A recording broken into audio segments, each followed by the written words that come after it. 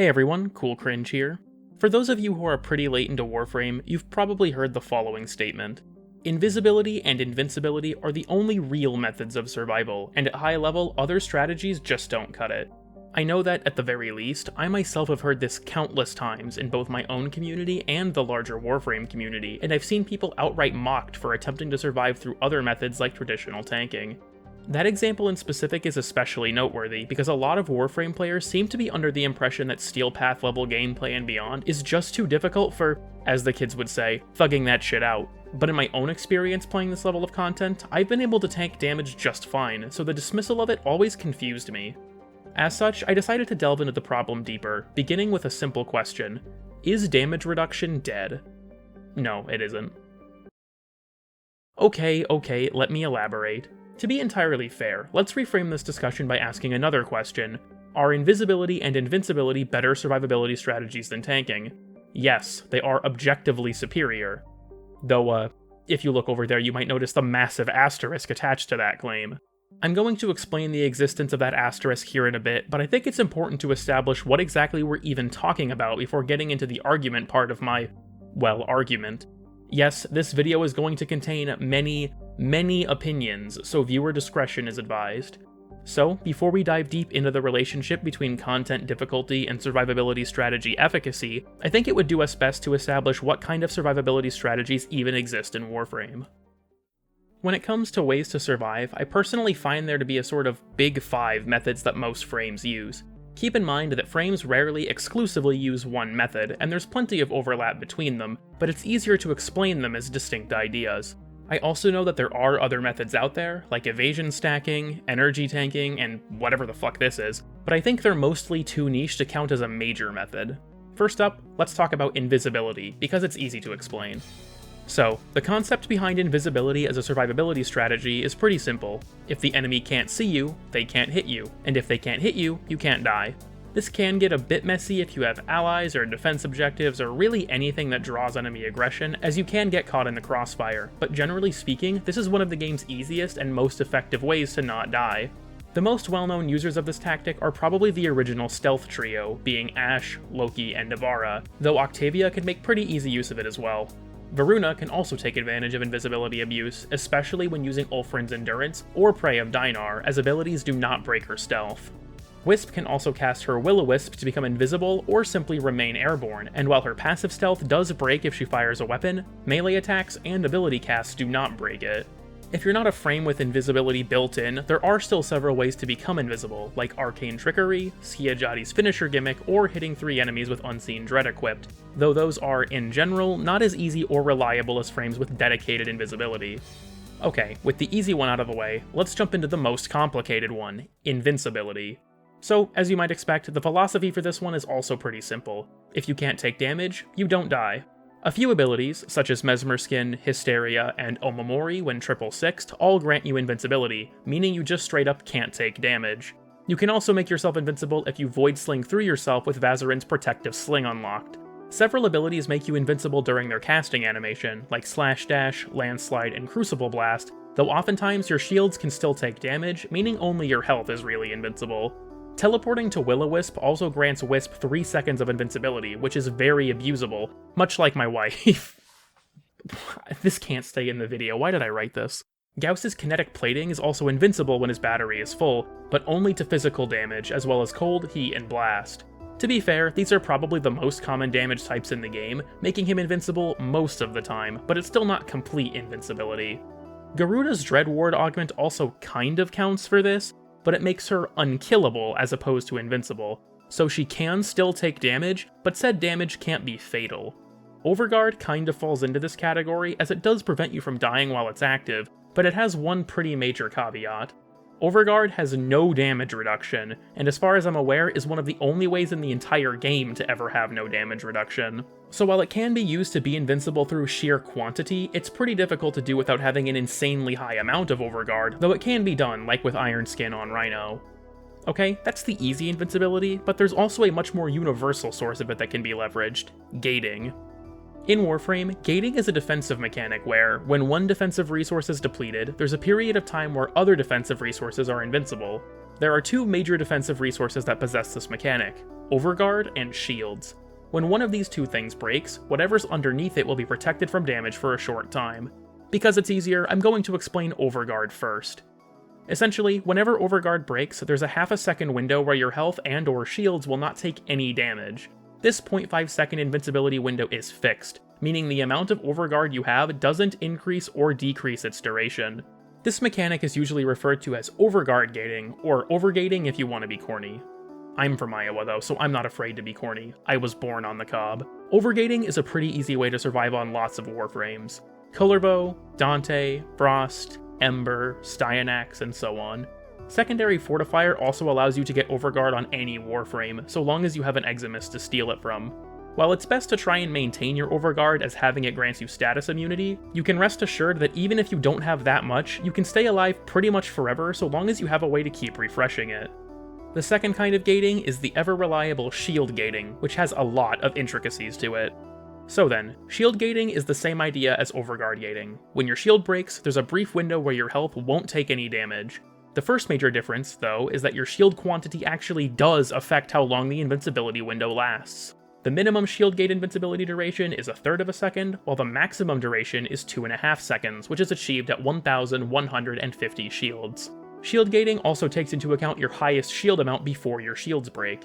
To explain what I mean, let's say you have 1,150 shields for that maximum 2.5 second shield gate duration. Your shields don't have to immediately break from full for you to get that 2.5 second shield gate, but your shields do have to reach full at least once before they break. If your shields break and then start regenerating, but only make it halfway before breaking again, you'll only get 1.25 seconds of shield gating, as that's the highest value you reached before they broke again. Okay, I hope that made sense. Overshields aren't supposed to contribute to your shield gate duration, but according to the wiki, they do as of Kome and the 5 Fates. If you're watching this after Kome though, it's probably been fixed. There are also some sources of shield gating that grant more than 2.5 seconds of invincibility, namely Hildren, who gets a 3.5 second shield gate that's shared with any allies linked via Haven. Protea's shield satellites also double your shield gate duration if they're linked to you when your shield breaks, which also destroys the satellite. This means your shield gate can go up to 5 seconds if it breaks while under Grenade Fan's effects. So, the other major difference between shield and overguard gating is that shield gating is a lot more accessible, so I want to go over some tactics that are used to get a high shield gate uptime. The easiest and most straightforward method is to use abilities that restore your shields, like Crush and Polarize on Mag, Razor Gyre on Caliban, Pillage and Condemn via the Helminth, and augments like Capacitance on Volt.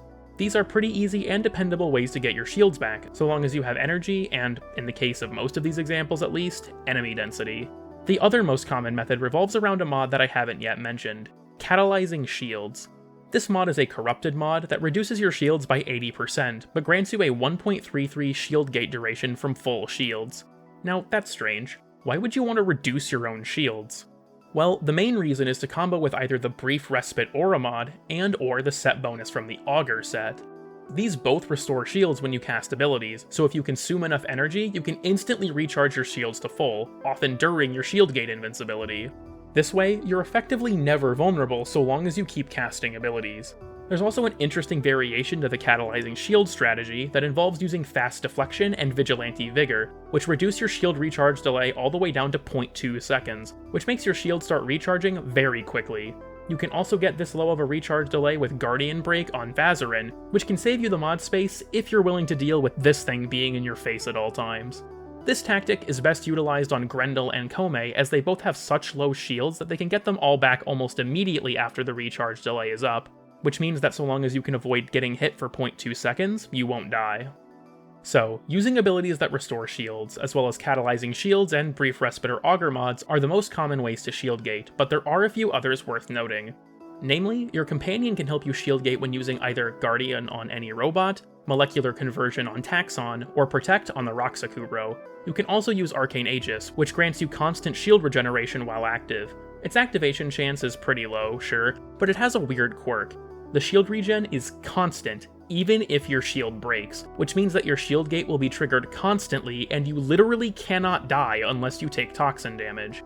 Capacitance also kind of works this way, but because the shield restore is tied to the damage tick rate of discharge itself, it is possible to die with it in low enough enemy density environments. The reason for this is because you'll be getting so few shields that your shield gate duration is less than the time between damage ticks on discharge, which are what restore your shields, though the crowd control element of discharge normally makes this a non-issue. For those of you wondering about Arcane Barrier, it's bait, don't use it. Okay, in fairness, it does have its uses, but I personally think that Aegis is better in the majority of cases. Okay, now that we're through the most complex strategy, let's get into another complicated one, crowd control.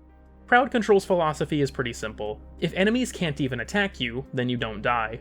This is achieved in a lot of different ways, and if I'm perfectly honest, CC may be the most complex topic in this entire video, which is why we aren't going to go super in-depth on it.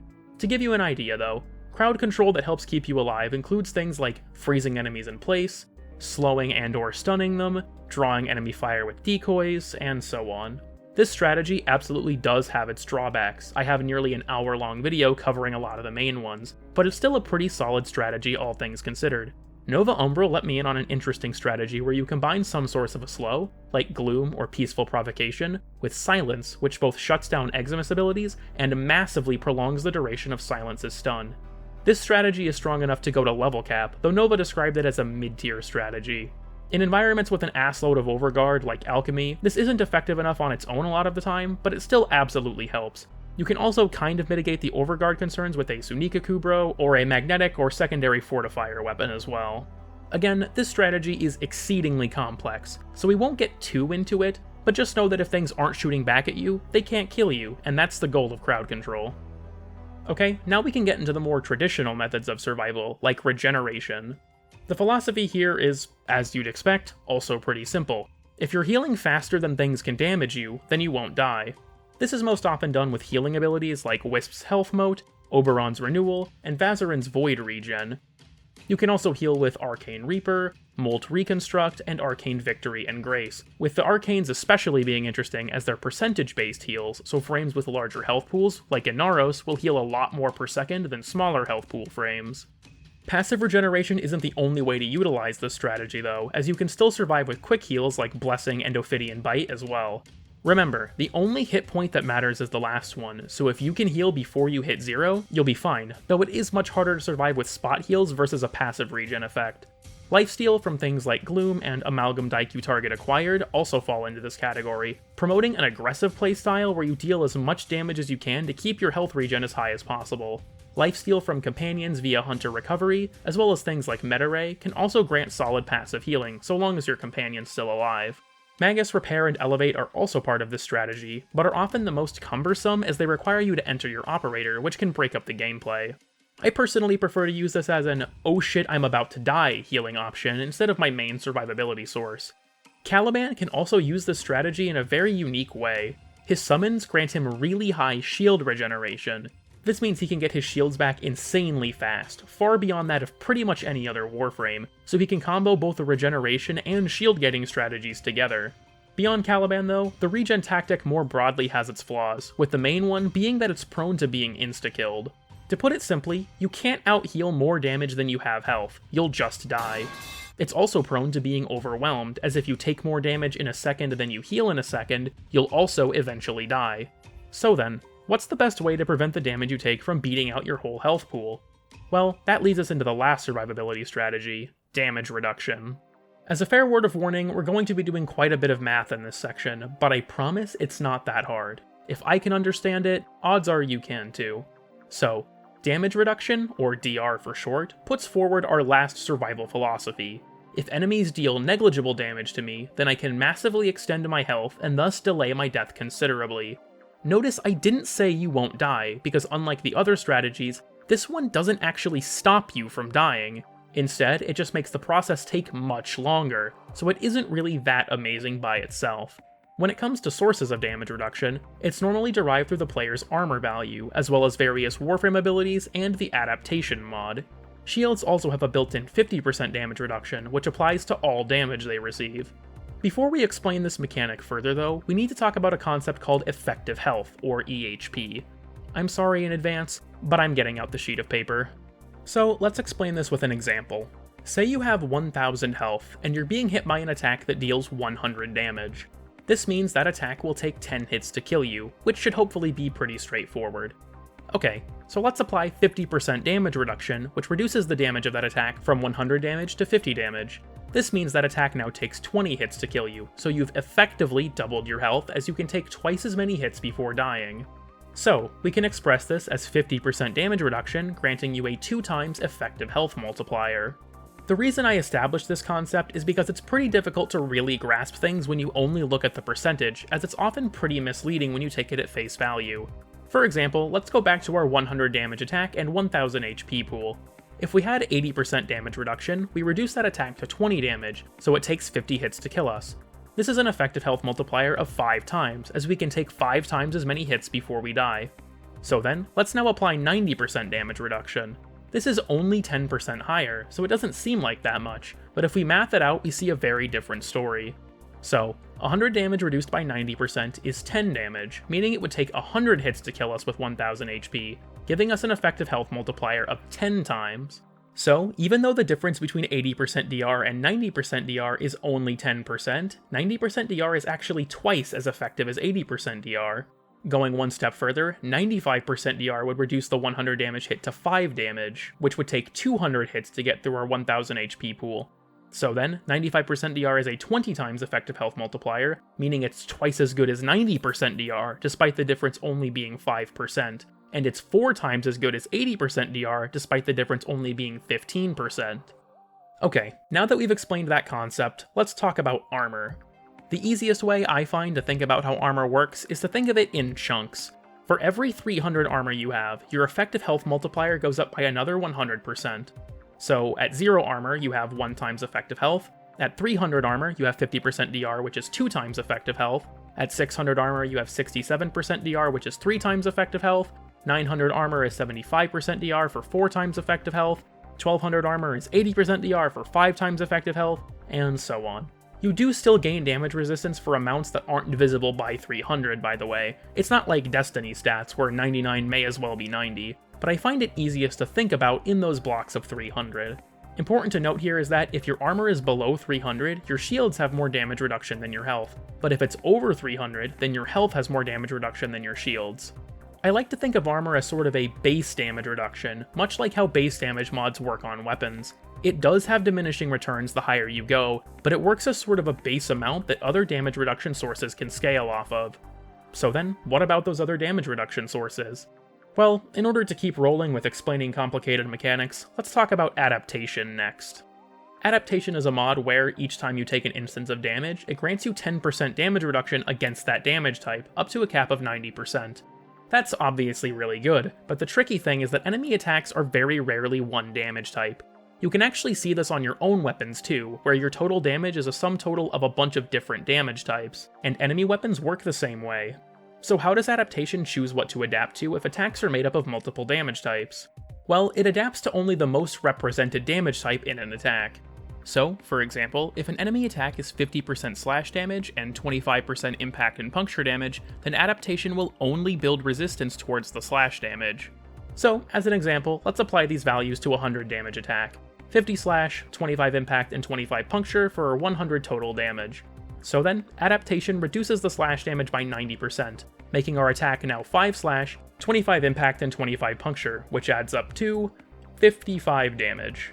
Yeah, so something that's pretty noteworthy is that Adaptation will not start adapting to other damage types an attack contains, even if the most represented one becomes the lowest value after Adaptation's damage reduction is applied.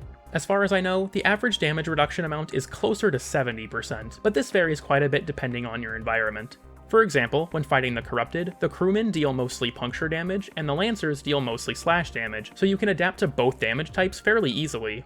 This means that any puncture damage a Lancer attack might contain will be reduced by the stacks you built from the crewman attacks. They just won't add stacks of puncture resistance or refresh any stacks you already have.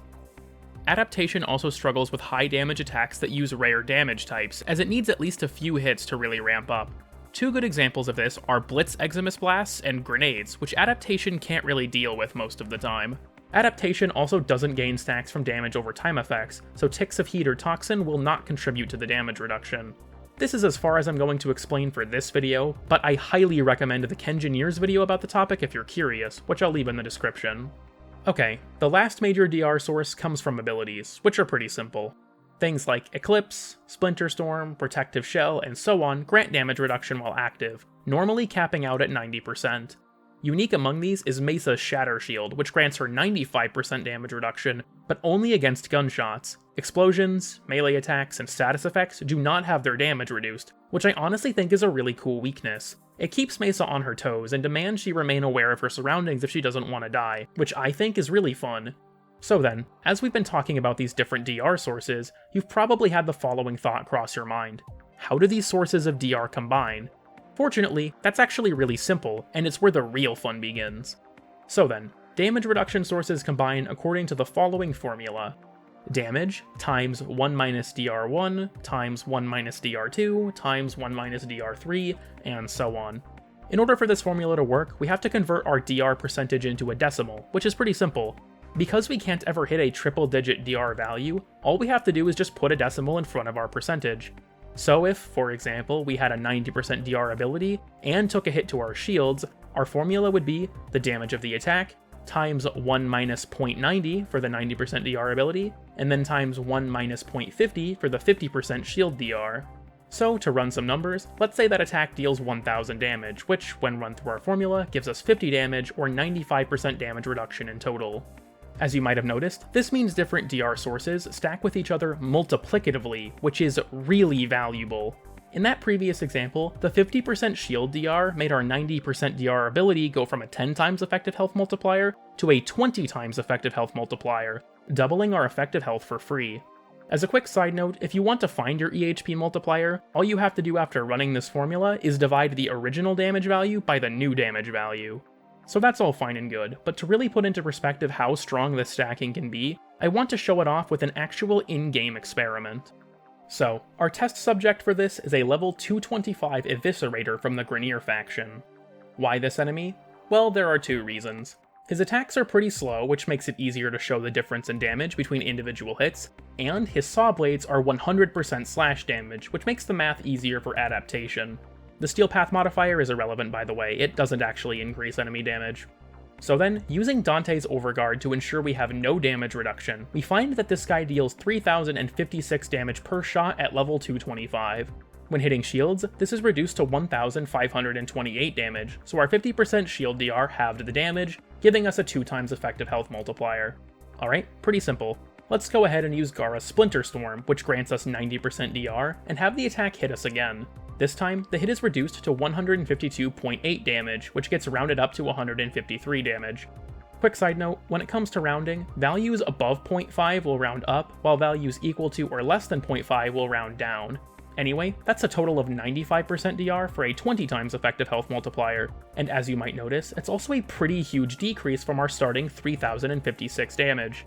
Now let's go ahead and add Adaptation, build up a 90% damage reduction to the slash from this attack, and see the damage value now. Plugging this into the formula, we can see the damage has gone from 3056 all the way down to 15.28, which is rounded down to 15. Again, we've gone from 3056 damage to 15 damage, which is an effective health multiplier of 200 times and a damage reduction of 99.5%. This example is admittedly pretty charitable to Adaptation as the attack is pure slash, but I hope I've demonstrated just how good this strategy can be when sources of damage reduction are stacked. If you have over 300 armor, you can make it even better than on shields. I just use shields to make the math simpler. This test isn't even considering DR from Helminth abilities, like Null Star and Eclipse, which can make things go much, much higher. So then, why do people consider this strategy bad when you can extend your health bar so much? Well, there's a lot of reasons, but I want to highlight a big one that wraps all the way around to the initial philosophy of damage reduction. This strategy only delays your death, it doesn't prevent it. You can take more hits, sure, but if you have no way to recover from those hits, you're still going to die, which is a pretty big issue. But you remember how I said earlier that survivability strategies are rarely used in isolation? Maybe you also remember how I said that Regeneration's biggest weakness was incoming damage being higher than your regen rate, or even your entire health bar. These two strategies now finally come full circle into one more coherent concept, where regen and damage reduction play off of each other to help eliminate each strategy's main weaknesses. Damage reduction is able to recover from the damage it takes, meaning you won't die, and regeneration lowers the amount of damage it's taking, meaning that attacks outpacing the regen rate, or the health bar's whole size, is much harder. DR also makes instant healing abilities like Blessing and Ophidian Bite much more effective as you have much more time to actually use them, though it shines the most with regeneration effects that take place constantly like Renewal and Health Mote. So then, now that we've established the fundamentals of this strategy, I want to talk about which Warframes can utilize it best and why. To do my testing for this section, we're going to be playing on Mott in the Void. Why Mott? Well, Tier 4 Void missions, being anything off of Sedna, have a special modifier that makes enemies deal 200% more damage, or 3 times damage in total. I'm doing this in order to be as charitable to the enemies as possible, and really solidify my argument. Know that I'm going to be primarily letting enemies shoot me, so in actual gameplay you'll be harder to kill as you'll actually, be fighting back. So then, let's get into it. First up, we have frames that have both a 90% DR ability and some way to heal easily or passively, which I'll put in the excellent category. Citrine and Gara are both easy examples here, with Citrine having Preserving Shell, Fractured Blast, and her passive, and Gara having the Mending Splinters augment for Splinter Storm, making them both very tanky. Nidus is also very good for tanking damage, having 90% DR with his HDMI cable, and getting both 20 health per second at base from Ravenous, and a passive 15 health per second from his rank up bonuses. I want to take this opportunity to issue a quick correction actually. In the passive tier list, I said that Inaros was tankier than Nidus, but that's just straight up not true if you do the math. Nidus is one of, if not the most tanky character in the entire game, with the obvious caveat that he has to be standing in Ravenous and be linked to an enemy. Despite having no 90% DR ability, I would also put Inaros as a top tier tank character, and my reasoning for that is pretty simple. He has so much health. Remember that we call it an effective health multiplier, meaning it multiplies based on your existing health. So Inaros' massive base health pool gives him a lot to work with when it comes to things like armor and adaptation. His huge health pool also makes Arcane Grace's percentage-based heal incredibly effective, and Inaros' Sandstorm and passive are also easy ways to recover a lot of health very fast, making him very difficult to kill. One Warframe I want to bring up real quick who might intuitively seem good for this category is Ember, as she has 90% DR from Immolation and access to healing from her Healing Flame augment, but I want to explain why I don't think she's great at it. In order to heal from Healing Flame, you have to use Fire Blast, which vents her Immolation meter and drops her damage reduction from 90% to 50%, which as you might remember is a drop from a 10 times effective health multiplier to a 2 times effective health multiplier. This isn't super hard to get back, but it does make her drop down her own DR amount very often, which makes her prone to being killed during those gaps. The other reason though, is that Healing Flame converts excess healing into Overguard, which means that the main augment that enables her healing makes her better as an overgating frame. Neja, Nova, and Necros with the Shield of Shadows augment all fall into a category I'll call Great, because their healing isn't quite as good as those in Excellent as they're mostly reliant on health orbs. These frames are still very effective, but it's not quite as easy to maintain healing. Fortunately, all of these frames have good CC options too, which picks up the slack, and you can also use things like yellow shards to make orbs more effective, or blue shards to add a passive heal. Companion healing with things like Hunter Recovery are also good to help make up the difference. Despite having no healing ability, I'd also say that Baruch is great for damage reduction, and I'll explain why. Simply put, he has 3 sources of damage reduction built into his kit. 90% if he has 9 or more Desolate Hands daggers, 50% when he has no restraint remaining, and 40% while Desert Wind is active. This alone gives him an effective health multiplier of, if I did my math right, 33 times with no adaptation. Add an adaptation and this goes to 333 times at best, which is pretty nuts. While he has no way to heal from this damage normally, this can be pretty easily circumvented by things like Magus Repair and Elevate every now and again, or even a few blue Archon shards with health regen selected. For Warframes with only a DR ability, I'm putting them in the good category. This is for frames like Mesa, Ureli, and Mirage. When stacked with adaptation and shield damage reduction, these are still up to 200 times more EHP at best, with Mesa even going up so high as a 400 EHP multiplier. Mesa does make an argument for great status, but she does struggle with the caveat that it doesn't work against melee's explosions and status effects, which makes me put her in good. These frames may have no healing ability, but because they can reduce incoming damage so much, they're able to heal pretty infrequently, which makes things like Magus Elevate and Repair more appealing options on them, alongside the aforementioned blue shards and companion healing.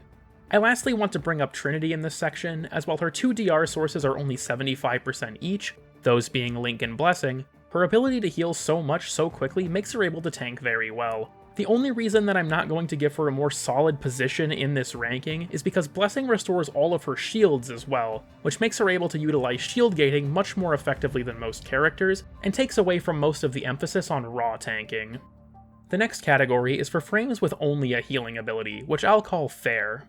This includes frames like Oberon, Wisp, and Jade, who can leverage bonuses to armor alongside adaptation to help make their regen more effective.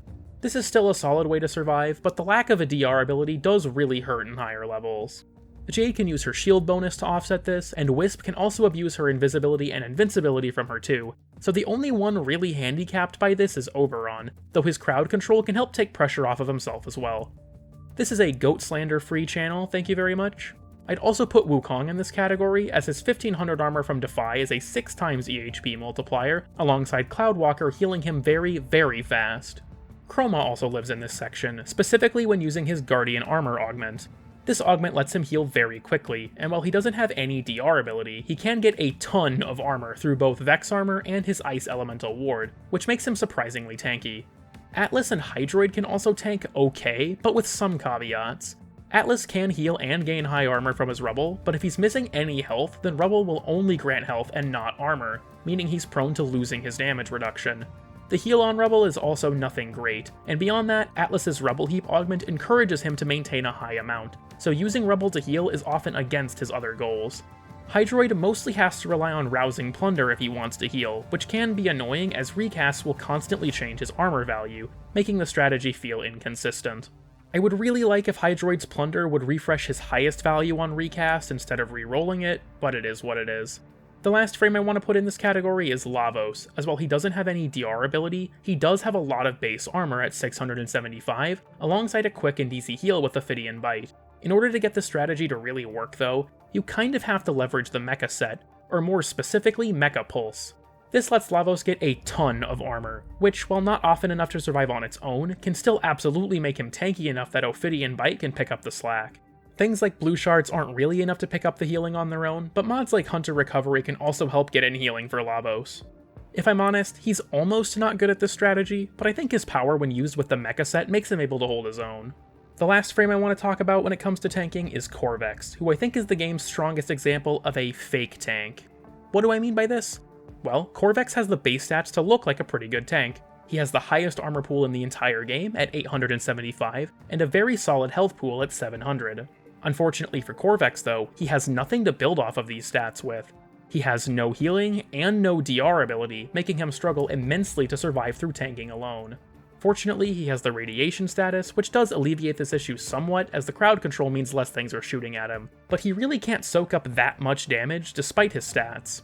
Corvex can absolutely use things like the Mecha set and Hunter Recovery to pick up the slack, but he doesn't feel very self-sufficient.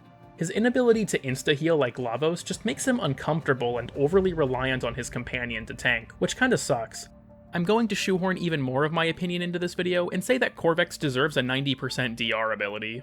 And or maybe even some way to heal, so as to really live out the tanking fantasy he seems to be geared towards. My suggestion to that end is to change his third ability, either via an augment, or ideally just reworking it. Make it so that, in addition to status immunity, each rock grants Corvex 10% DR up to 90% like Baruch, and instead of the chance to regain a charge when killing an irradiated enemy, make it so that chance heals Corvex instead. This would make his 3 a lot more impactful, as in its current state, it's basically just hideous resistance, but it takes up your whole goddamn screen. I want them to do this as just a buff to Corvex, but I'd take it as an augment too, just so long as I get to feel like I really am a whole-ass brick wall. I want to clarify that I don't exactly think Corvex is bad, but I do think he feels unfinished, and this change would be a big thing for making him fulfill the fantasy he seems to have been designed to fulfill. Okay, so that was a lot of math and explaining and opinionated rambling, and I also want to clarify that my list here isn't exactly comprehensive.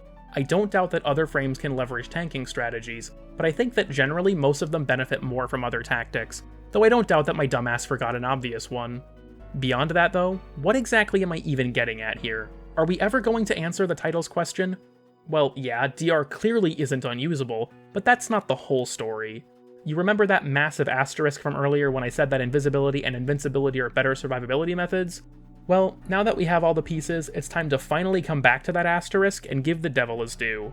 Again, yes, things like going Ghost and going God mode are objectively better strategies for surviving, as they make you take no damage, while damage reduction and health regeneration rely on outpacing the damage you take, which is ultimately bound to fail. At extremely high levels, enemies will eventually end up doing so much damage that even if you're reducing it by 99.5%, it can still be enough to one-shot you, and in that environment, your only real option is to not take that damage at all. But this is the part where I put forward an argument. While that content does exist, the vast majority of the game is not that content. In my own experience, most frames that are good at tanking start to fall off between level 500 and 1000. This varies quite a bit based on who you're playing specifically, with some failing earlier and some later, but that's the marker I've noticed personally. Thing is, level 1000 is around 3 hours of survival, which most people just aren't going to bother reaching. There are environments where I find the anti-DR argument to be both valid and actually practical though, those being Elite Deep Archimedia, Steel Path Circuit, and certain Endless Fissures. For EDA, you can still absolutely tank there, though you should ideally be in the Great category or above to do it comfortably, though this does depend on what modifiers you get that week. Steel Path Circuit can start to wipe the floor with DR-focused strategies after about an hour of play, even with survivability decrees in play, and I do think it's fairly realistic to reach that point for most players, so I'm entirely willing to concede that DR struggles in that environment.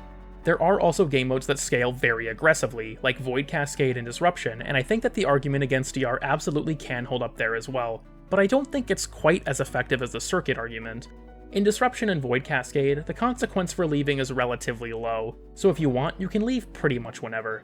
In the Circuit though, your weekly track progress increases with each stage completed, from 100 up to 150 after 5 stages. This incentivizes staying for as long as possible to maximize reward, and because the Circuit scales so aggressively, it's also much more realistic that the average player will actually encounter this. I know Disruption can be worth staying in because you're locked into C rotation, but it only takes 2 rounds to get there, so I don't think it's that big of a deal. You also need a pretty fast team to scale super aggressively in Disruption and Cascade, while in Circuit it's more consistent. In fairness though, the bonuses in Endless Fissures incentivize staying for a long time too, so in that context, playing for longer amounts of time is more rewarding and thus more sensible. I think that's a fair point to make, and that in that specific environment it can also absolutely be valid to pivot from tanking to some other strategy, but for many popular fissure types it isn't an issue. Aside from the fastest fissures being mostly non-endless, even the endless ones have plenty of game modes that don't have this problem, with a few good examples being Alchemy, Survival, and Conjunction Survival, all of which are also Omnia fissures. So what am I trying to say here? Well, the point I'm trying to illustrate is that while the 2 eyes may be more effective than tanking, the majority of the content people are actually doing doesn't really care about that fact. You can tank just fine in Netra cells, regular Steel Path missions, sorties and arbitrations, Archon hunts, and even longer Steel Path Fissure runs, often in excess of an hour outside of a couple mission types. Just because one strategy is better than another doesn't mean that the other ones are entirely useless, and I feel like to an extent, ultra high level players have made it seem otherwise. Most people don't go to level cap. I'd wager most don't even stay at a single mission for more than an hour, maybe 2 tops. In the content most people actually do, you can tank just fine, and the content where you can't typically takes so long to reach that most people won't even encounter it. I'm not trying to entirely discredit people who vouch for things like shield gating. It is undeniably effective, and for many Warframes it's their best method of survival in pretty much all content, but that doesn't make tanking setups universally useless.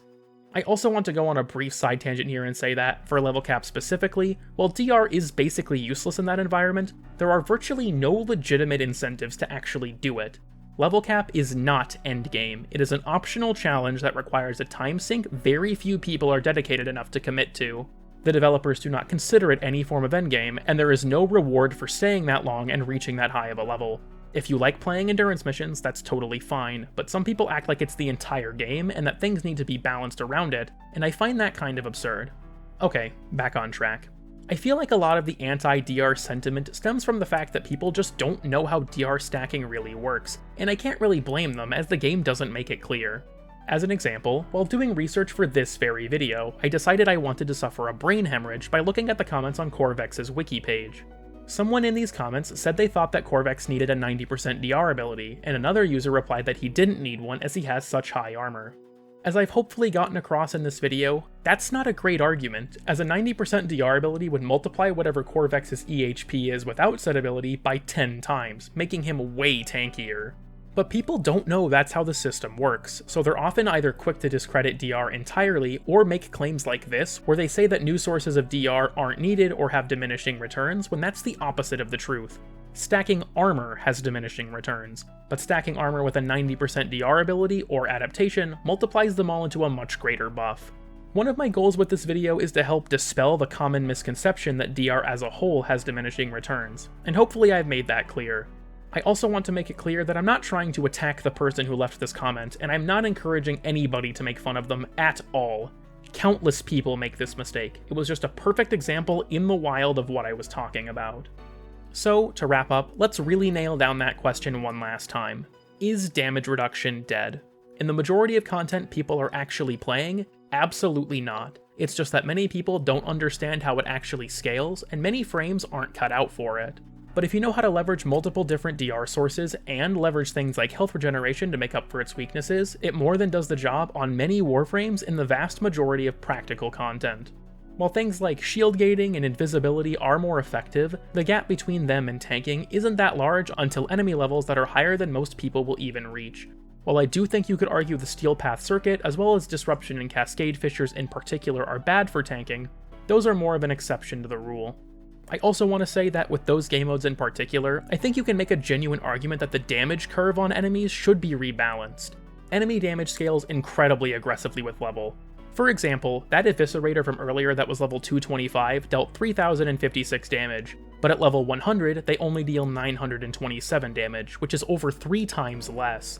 If they adjusted this curve to not be so aggressive, or maybe mostly start to ramp up at the end as you approach level cap, I think it would make the vast majority of DR hostile environments a lot more viable, which I also think would be much better for the game in the long run. Like always, feel free to let me know your thoughts in the comments, though do please be civil about it. I've received enough borderline or even straight up harassment on the last 2 discussion videos that I was on the fence about even making this one, and I'd like to not repeat history in the comments for a 3rd time. Alright, that's the video. I don't doubt this one was tough to watch with it being such a dense topic, so I appreciate you sticking it out to the end. Like always, feel free to like the video if you enjoyed, dislike if you think I'm a disgusting furry freak, and subscribe for more Warframe slop every month or so. I also have a Discord you can join to contract mental illnesses through the power of the internet, and I stream every now and again right here on YouTube. I also want to give a huge thank you to my channel members, who are all commended here on my eThought whiteboard. You all make this content possible, and I am endlessly appreciative of your support, especially considering that my upload schedule is complete dog shit. With all of that out of the way, thanks again for watching, and I'll see you all next time when the worm in my brain gives me even more bad video ideas. That's it, Phoenix. You're going to Overframe.